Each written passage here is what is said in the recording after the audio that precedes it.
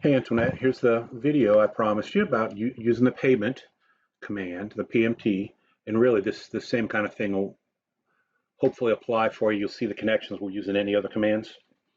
All right, so this question literally asks us for the monthly payment up here, right?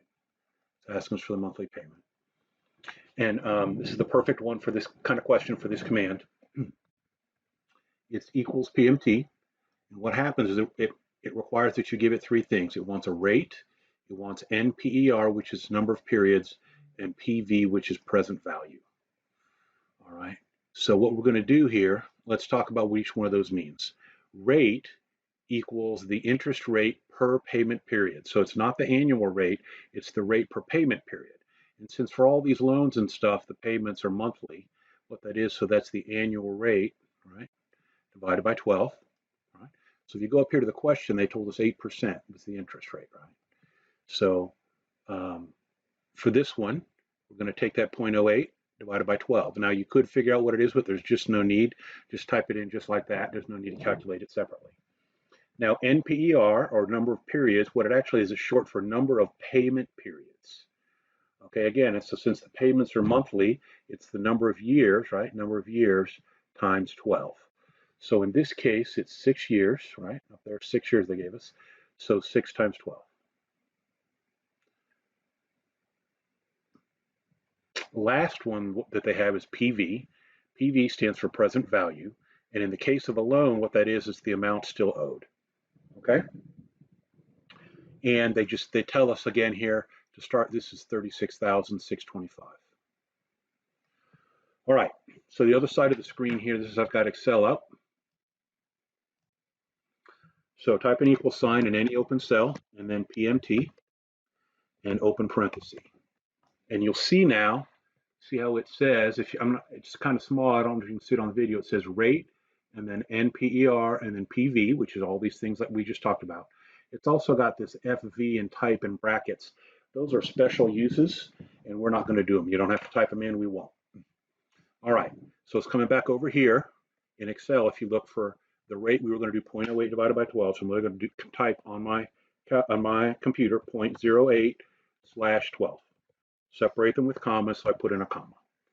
The next one is the NPER.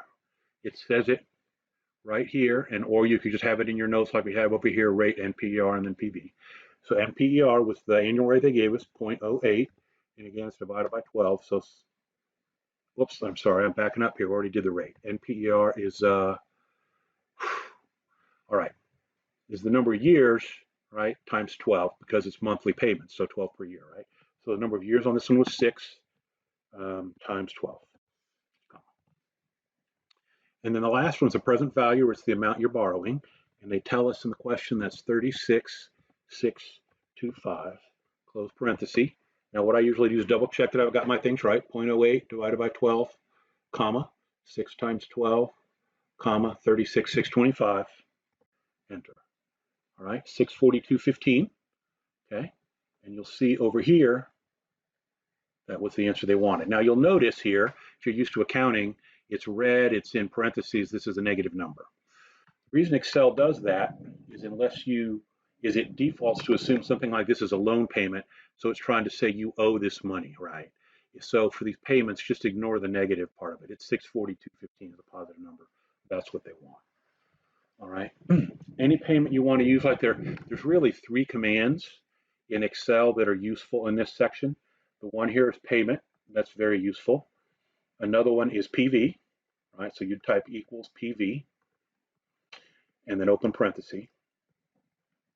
And what PV wants, in fact, let's go over here and do it. So if I type equals PV just like this, it stands for present value, open parenthesis, and you see it wants the same first 2 things, rate and number of periods, and then the last one it wants is the payment, right? The payment needs the present value needs the payment. So you'd put in the rate, same rule, same definitions that we had up here, and then you'd put in the number of periods, and then you put in the payment. So for a question where you're being asked the present value, they'll give you the payment, right? So you can just put it in. Just like here, when they ask you the present value, when they ask you the payment, they had to tell you the present value. The reverse is true. The last one sometimes, and there's a couple types of questions where you want the future value of something. Now, all of these Excel functions are for situations where you're making a payment every month. It's not the situation where you have one lump of money you put in um, and let it ride. One lump and you put in and let it ride is that compound interest formula. Unfortunately, there's no Excel formula for that one. But these ones with these loans or future value, you can make an investment the same way. It's called an annuity. You put in money every month. So what you look over here, so let's do it. So if you do equals, whoops, I got to clear that. Equals FV for future value, open parenthesis, and you'll notice, again, it does rate, a number of periods, and payment. So it takes the same thing as the present value. It's just going to give you what the money's worth at the end if the interest is on your side, all right, instead of at the beginning when the interest is against you and on the bank side, right? So the future value is for an investment where you're putting money into an account every month, okay, or every whatever, and then it tells you the value in the future, however far in the future you want to run it, however many payments, how far in the future you want to run it. The present value, is the present value of a thing, and that's usually used for loans. All right, I hope you find all that helpful. Please let me know. If this doesn't do it for you, really, I'm available tomorrow after about 3:30.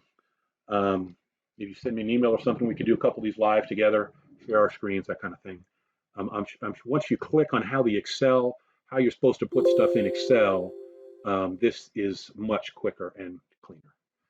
All right, I hope you found that helpful.